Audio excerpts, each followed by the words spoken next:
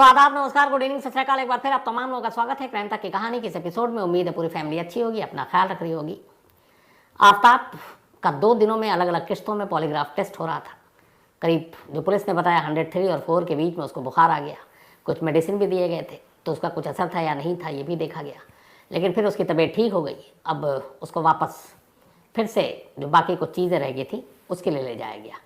तो अभी polygraph test के जो अलग अलग फेसेस थे वो जारी था, वो अब लगभग हो चुका। अब इसके बाद नार्को टेस्ट होगा, लेकिन नार्को टेस्ट पुलिस कस्टडी में रहते हुए होगा या फिर जुडिशल कस्टडी में जब वो जेल जाएगा तब होगा। ये अभी दिल्ली पुलिस का कहना है कि हम इस बारे में कल तक जो अपना रुख साफ करेंगे। जब पॉलीग्राफ टेस्ट हो रहा था, दिल्ली पुलिस के एक सीनियर अफसर हैं जो इसी केस से जुड़े हुए हैं और उनसे लंबी बातचीत की। अब चूँकि रिकॉर्ड पे इस केस पे कोई सामने आकर बोलने को अभी तैयार नहीं है। इस केस में क्या आमतौर पर कोई भी ऐसे केसेस में जो हाई प्रोफाइल हो तो कोई भी पुलिस अफसर जल्दी सामने नहीं आता है। हाँ, आपके कॉन्टेक्ट्स हों, भरोसा हो कि चलो जो हम बता रहे हैं ऑफ द रिकॉर्ड, तो उस पर वो फिर सारी चीज़ें बता देते हैं। तो बिना नाम लिए हुए उस अफसर का पॉलीग्राफ टेस्ट के दौरान जो सवाल थे और उस सवाल के बाद जो वहाँ पे पूछे गए, उसमें एक सवाल जिसको शुरू में लगा कि कोई मतलब नहीं है इसका, लेकिन सबसे इंपॉर्टेंट सवाल हो गया था और उसी सवाल के इर्द गिर्द कहानी, उस सवाल के साथ जो पूरी कहानी सुनाई उस अफसर ने, वो सोचने के बाद फिर लगता है कि वाकई एक शातिर खिलाड़ी है आफ्ताब। आपको याद होगा 1988 में क्रिकेटर नवजोत सिंह सिद्धू, जो बाद में कॉमेडियन बने, कॉमेडी शो को होस्ट करते थे, फिर पॉलिटिशियन बने, एमपी भी रहे, फिर पंजाब के कांग्रेस अध्यक्ष भी बने। तो 1988 में नवजोत सिंह सिद्धू का एक शख्स से बीच सड़क पर झगड़ा हो गया था। वो कहानी मैंने आपको सुनाई है और उस गुस्से में नवजोत सिंह सिद्धू का हाथ उड़ गया, उन्होंने घूसा मारा, वो शख्स गिर गया, बाद में उसको हॉस्पिटल ले जाया गया और फिर उस शख्स की मौत हो गई। पता चला कि मौत की वजह कार्डियक अरेस्ट या दिल का दौरा थी, लेकिन कहीं ना कहीं इस हादसे से उसकी मौत को जोड़ा गया। लेकिन चूंकि मौका वारदात पर यह जब झगड़ा हुआ तब मौत नहीं हुई, कुछ देर के बाद हुई, हॉस्पिटल में हुई। और उस वक्त सिद्धू एक बेहतरीन ओपनर बैट्समैन थे, वेस्ट इंडीज़ का दौरा था, तो उस मामले में फिर ये हुआ कि पकड़े गए, लेकिन फिर छोड़ दिया गया, बेल मिल गया। लेकिन अब कोर्ट ने उसी मामले में, याद होगा आपको, सिद्धू को 1 साल की सज़ा सुनाई और सिद्धू उस सज़ा को इस वक्त पटियाला जेल में काट रहे हैं, कई महीने हो चुके हैं। अब आप कहेंगे अचानक मैं आफ्ताब श्रद्धा केस से सिद्धू केस पर कहाँ गया? तो बस थोड़ा सा दिमाग पर जोर डालिए, जो मैंने कहा उसको सोचिए। सिद्धू के हाथ एक शख्स की मौत हुई थी, उसने घूसा मारा, लड़ाई हुई, वो शख्स मर गया, लेकिन सिद्धू को सिर्फ 1 साल की सज़ा हुई है। क्यों? जबकि कायदे से यहाँ बहुत सारी चीज़ें हैं कि अगर वो ना मारते, ना झगड़ा होता, तो उस शख्स की जान ना जाती, तो ये कत्ल क्यों नहीं है? तो बस यही वो सारी चीज़ें हैं जो आफ्ताब के दिमाग में बहुत दिनों से चल रहा है। आफ्ताब के पास 6 महीने थे, क्योंकि 6 महीने के बाद ही पुलिस उस तक पहुंची और उसे गिरफ्तार किया। तब तक वो कत्ल कर चुका, सबूतों को मिटा चुका, फेंक चुका। क्या करे? इन 6 महीनों में उसने तसल्ली से अपने बचाव की सारी प्लानिंग की। और यही चीज़ दिल्ली पुलिस को इसका एहसास तब हुआ जब वो हर बार जब पुलिस उससे पूछताछ करे फ़ौरन हाथ जोड़ के कहे, हाँ श्रद्धा को मैंने मारा, लेकिन गलती हो गई, मुझे गुस्सा आ गया था, मेरा झगड़ा हुआ था, मैं मारना नहीं चाहता था, लेकिन गला घोट रहा था, मुझे पता ही नहीं चला और वो मर गई। यानी मैंने मारा तो है, लेकिन अनजाने में, गुस्से में, अचानक। अब इससे बोलने से आफ्ताब को क्या फ़ायदा है? और क्या आफ्ताब जो कह रहा है वो सच है? क्या उसने सचमुच अचानक मारा या फिर पूरी सोची समझी साजिश थी? पूरी कहानी आपके सामने फैक्ट्स के साथ रखूंगा। सबसे पहले ये जान लीजिए कि अगर आफ्ताब ये कहानी सुना रहा है तो इसमें उसका फ़ायदा क्या है। सिद्धू का आपको मैंने अभी मिसाल सिर्फ इस फायदे की वजह से सुनाया। एक शख्स की मौत के बावजूद सिद्धू को सिर्फ 1 साल की सज़ा। यही अगर ये साबित हो जाता कि उस शख्स को सिद्धू ने उस दिन घूसा जो मारा और जो झगड़ा हुआ वो प्री प्लान था, पहले से उसकी प्लानिंग की गई थी, वहाँ पे उसको रेड लाइट पे एक कार रुकेगी, फिर दोनों में झगड़ा होगा, फिर मैं मारूंगा, तो फिर वो एक साजिशन कत्ल होता। अगर साजिशन होता तो सिद्धू को 1 साल की सज़ा नहीं होती, फिर तो जो कत्ल के लिए मैक्सिमम पनिशमेंट है, डेथ पेनल्टी या फिर उम्र कैद, वो मिलती है, 10 साल सज़ा मिलती, लेकिन यहाँ 1 साल। क्यों? क्योंकि ये साबित हो गया कि सिद्धू ने कत्ल नहीं किया, बल्कि ये अचानक में झगड़ा हुआ और गुस्से में दोनों में हाथ उठ गए दोनों को, और एक हाथ सिद्धू ने भी उठाया और बाद में उनकी मौत हो गई। तो इसका कोई कत्ल से लेना देना नहीं है। यही गेम आफ्ताब ने खेला। उसे मालूम है कि बचना मुश्किल है, तो पहले तो कत्ल की जिम्मेदारी ले लो, लेकिन फिर पहले दिन से ही एक ही लकीर पीटो, और वो ये कि मारा तो है, लेकिन मैंने जानबूझकर नहीं मारा, गुस्से में हो गया अचानक। उससे क्या फ़ायदा होगा? अगर कोई कत्ल गुस्से में अचानक होता है, पहले से प्री प्लान नहीं है, तो इसमें आप मान कर चलिए जितने भी केस के इतिहास उठाकर देख लीजिए इंडिया में, उसमें कभी मैक्सिमम पनिशमेंट नहीं मिली, मतलब सजाए मौत तो बिल्कुल नहीं मिली। उम्र कैद भी एक का दुक्का ऐसे मामले, क्योंकि उसमें कुछ ना कुछ फिर कनेक्शन जुड़े थे। तो फिर क्या होगा, फिर ये होगा कि यार प्री प्लान तो किया नहीं था, अचानक गुस्से में हो गया, ठीक है चलो इसको 8 साल 10 साल 12 साल 14 साल जो भी है इतनी सज़ा दे दो, तो वो कड़ी सज़ा से बच जाएगा, सिर्फ इस बूते पर कि उसने प्लान मर्डर नहीं किया, अचानक हुआ। लेकिन अगर यही साबित कर दिया जाए कि आफ्ताब ने पूरी साजिश बुनी, पूरी प्लानिंग की और उसके बाद श्रद्धा को कत्ल किया, तो फिर इस मामले में अगर ये साबित कर देती है दिल्ली पुलिस, तो मिनिमम कम से कम उम्र कैद और मैक्सिमम सजाए मौत, उससे आफ्ताब को कोई नहीं बचा सकता। लेकिन यहाँ पे मामला आकर फंसा है इस अचानक वाली साजिश में, जो आफ्ताब लगातार कहता आ रहा है कि मैंने कत्ल किया लेकिन अचानक किया, अचानक गुस्से में हो गया। अब यही दिल्ली पुलिस को साबित करना है। अब कैसे साबित करेगी, तो इसके लिए दिल्ली पुलिस ने सारी कहानियाँ और कड़ियाँ जोड़नी शुरू की, और जो चीज़ें सामने आई, जो हमारे सोर्सेज ने बताई, वो पूरी आपके सामने रखता हूँ। पहली बात तो ये कि जो सवाल का जवाब चाहिए वो ये कि आफ्ताब श्रद्धा को क्यों मारना चाहता है, क्योंकि जब वो अस्पताल में थी 2020 में और वो उसके पास जाना नहीं चाहती थी, तब उसने उसे धमकी दी थी कि मैं खुदकुशी कर लूँगा, तुम लौट कर नहीं आओगे। तो जिस श्रद्धा को वो छोड़ना नहीं चाहता उसका कत्ल क्यों करना चाहता है, इस सवाल का जवाब पुलिस को ढूंढना था। पुलिस ने इस सवाल के जो अब तक जवाब ढूंढे, उनका कहना है कि असल में आफ्ताब के अंदर एक मेल ईगो है। उसको लगा कि ये मुझे छोड़ कर जाएगी, मेरे दोस्तों में बड़ी बदनामी होगी।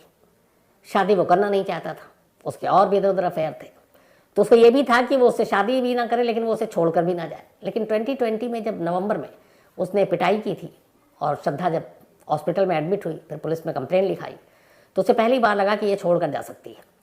तब उसने तय किया था कि इसको कभी जाने नहीं देंगे, चाहे तो मार दूंगा। और जो वो धमकी देता था कि मारूंगा, टुकड़े करूंगा, लाश फेंक दूंगा। अब ये सब कुछ चलता रहा। इधर बीच में लगातार श्रद्धा अब उसको कह रही है कि अब बहुत टाइम हो गया, हमें 19 से साथ है, लगभग 3 साल हो गए लिव इन में रहते हुए, अब शादी कर लेते हैं। और उधर उसके घर वाले भी आफ्ताब के कह रहे हैं कि हाँ तुम दोनों शादी करो, लेकिन आफ्ताब तैयार नहीं है। इधर इसका शादी का लगातार प्रेशर आ रहा है। तब आफ्ताब ने फिर कहा कि अगर शादी मैंने ये कह दिया कि नहीं करूँगा तो तू ये छोड़ के चली जाएगी। और वो ये भी नहीं चाहता था कि वो उसको छोड़ कर जाए ताकि उसका मेल ईगो हट हो, और शादी करना भी नहीं चाहता था। तब फिर क्या रास्ता बचा, उसने कहा ऐसा कि ये मुझे छोड़ कर भी ना जाए और शादी भी ना करूँ, तो उसके लिए ज़रूरी है कि ये दुनिया छोड़ कर चली जाए। और तब इसने प्लानिंग शुरू की। 3 मई को ईद थी इसी साल। ईद से पहले इसने श्रद्धा से वादा किया कि मैं तुम्हें घुमाने ले जाऊंगा, और उसको शौक था श्रद्धा को पहाड़ी इलाकों में घूमने का। तो उसने कहा हिमाचल प्रदेश चलते हैं। श्रद्धा खुशी खुशी तैयार हो गई। अब इसने वहीं से प्लान बुनना शुरू किया कि हिमाचल प्रदेश है, वहाँ पहाड़ियाँ हैं, खाई है, वहाँ ले जाकर आराम से कहीं धक्का दे देंगे, मार देंगे, किसी को पता नहीं चलेगा और लौट आएंगे। अब यहाँ पे ये सवाल था कि अगर मारना ही था तो मुंबई में क्यों नहीं मार सकता था। तो उसे ये भी था कि मुंबई में अगर मारेंगे तो लाश को ठिकाने लगाना बड़ा मुश्किल है, पकड़े जाएंगे। और मुंबई में बड़ा हमेशा जो श्रद्धा अपने दोस्तों के कॉन्टेक्ट में रहती है, तो मुंबई उसको बहुत रिस्की लगा, चूँकि वो शहर में रहता है, वहाँ की पुलिस को भी जानता है। तो इसने कहा मुंबई से कहीं दूर सन्नाटे में। फिर इन्होंने हिमाचल प्रदेश का प्रोग्राम बनाया। 8 मई को दोनों हिमाचल प्रदेश पहुँचे। अब वहाँ जाने के बाद आफ्ताब लगातार तलाश कर रहा है। तोश एक छोटा सा विलेज है हिमाचल प्रदेश में, वहाँ ये ठहरा और अब मौके की ताक में है कि कब उसे मारूं। लेकिन जिस होटल में ठहरा वहाँ मौका नहीं मिल रहा, आसपास जहाँ जाए वहाँ कोई टूरिस्ट सैलानी है, कुछ और है, तो कहीं आसपास खाई के किनारे जाने का मौका नहीं मिल रहा है। कोई ना कोई होता है, अब वो डर भी रहा है कि कोई देख ना ले। दिन बीतता गया लेकिन उसे मौका नहीं मिला। इसी दौरान में हिमाचल प्रदेश के उसी तोश गाँव में उसकी एक शख्स से मुलाकात हुई। उसका नाम था बद्री। जब बद्री से बातचीत हुई, उसने बताया तुम कहाँ से हो, मुंबई से। इसने पूछा तुम, उसने कहा मैं दिल्ली से हूँ। फिर थोड़ी दोस्ती हो गई। तब बद्री ने उसे बताया कि मैं दिल्ली में छतरपुर इलाके में रहता हूँ। उसने बताया कि वहाँ छतरपुर बहुत फार्म हाउस सबसे ज़्यादा मशहूर है वहाँ के, और ये दिल्ली का बिल्कुल बॉर्डर एक तरह से कोना है। यहाँ सन्नाटा है, यहाँ जंगल है, यहाँ तालाब है, यहाँ फार्म हाउस है। और फार्म हाउस है इसलिए सन्नाटा है क्योंकि लोग फार्म हाउस अमूमन उसी जगह बनाते हैं जहाँ उन्हें शहर की भीड़ भाड़ शोर शराबा से दूर सुकून के कुछ पल बिताने हो। तो उसने फिर पूछा कि अच्छा किस जगह का नाम क्या है। तो उसने बताया कि वो छतरपुर पहाड़ी इलाका जहाँ मैं रहता हूँ। फिर उसने पूरा नक्शा बताया उसे कि वहाँ पर ये है, JNU वहाँ से कितनी दूर है, कुतुब मीनार कितनी दूर है, जंगल कौन सा है, कितना घना जंगल है। अब ये सब बातचीत करते करते अचानक आफ्ताब को लगा कि हिमाचल में मौका मिल नहीं रहा है, टूरिस्ट ज़्यादा है, सैलानी ज़्यादा है, लोग भी हैं, और जो बद्री बता रहा है उस हिसाब से तो बड़ा सही जगह है ये छतरपुर पहाड़ी। यहाँ जंगल भी है, तालाब भी है, सन्नाटा भी है, सुनसान जगह भी है। तो उसने छतरपुर के बारे में और खूब पूछना शुरू किया। फिर उसे अभी हिमाचल में मौका नहीं मिला। अच्छा, इन दोनों को अब हिमाचल से वापस मुंबई लौटना था, लेकिन अचानक अब आफ्ताब ने श्रद्धा से कहा कि एक काम करते हैं, हम लोग दिल्ली चलते हैं और दिल्ली से मुंबई चलेंगे ट्रेन से। श्रद्धा पहले तैयार नहीं थी दिल्ली आने को, उसको ये कहना था कि बस हो गया, मुंबई जाना है, काम वाम भी करना है। लेकिन आफ्ताब ने कहा कोई नहीं, 2-3 दिन दिल्ली में, उसी में वहाँ से चलेंगे। श्रद्धा घूमने का शौक, उसने कहा चलो दिल्ली भी देख लेते हैं। अब वो दिल्ली ले आए, इस बात से बेखबर है अभी श्रद्धा कि इसके अंदर कुछ और चल रहा है। दिल्ली आने के बाद वो पहले दिन पहाड़गंज के गेस्ट हाउस में रुका, फिर दूसरे दिन साउथ दिल्ली के एक गेस्ट हाउस में रुका। अब यहाँ आने के बाद उसने बद्री को फिर कांटेक्ट किया और उसने कहा कि हमें कुछ दिन रहना है, होटल महंगा है, तो हमें कोई किराए का घर दिला दो। फिर तो दिल्ली हमारा आना जाना, हम तो सोच रहे हैं नौकरी वोकरी कर लें। तो फिर बद्री ने उसे बताया कि ये लोग हैं, आप इनसे कांटेक्ट करो। अच्छा, बद्री को उसकी इस प्लानिंग साजिश के बारे में कोई भनक नहीं। वो तो बेचारा वहाँ मिला, बातचीत हुई, उसने अपने इलाके, अपने शहर के बारे में बताया। अब आफ्ताब दिल्ली आने के बाद छतरपुर पहाड़ी और पूरे इलाके में घूमना शुरू करता है। ये बात है करीब 11-12-13 मई की। वो जाता है छतरपुर पहाड़ी, देखता है, इलाका देखता है, कॉलोनी देखता है, कहाँ पे घर, कौन सा सन्नाटा है, कहाँ से जंगल नज़दीक है, कहाँ से तालाब नज़दीक है, कहाँ से मैदान गढ़ी नज़दीक है। तो ये अपना पैदल निकलता और पैदल मार्च करके और सारी चीज़ों को देखता। इसने सारी चीज़ें देखी, उसे लगा कि महरौली का जंगल परफेक्ट है, मैदान गढ़ी भी ठीक है, तालाब भी ठीक है और सन्नाटा भी है। जब इसने रैकी कर ली, तब इसके बाद इसने 12-13 को एक मकान फाइनल किया, जिस मकान में बाद में वो रहने लगा।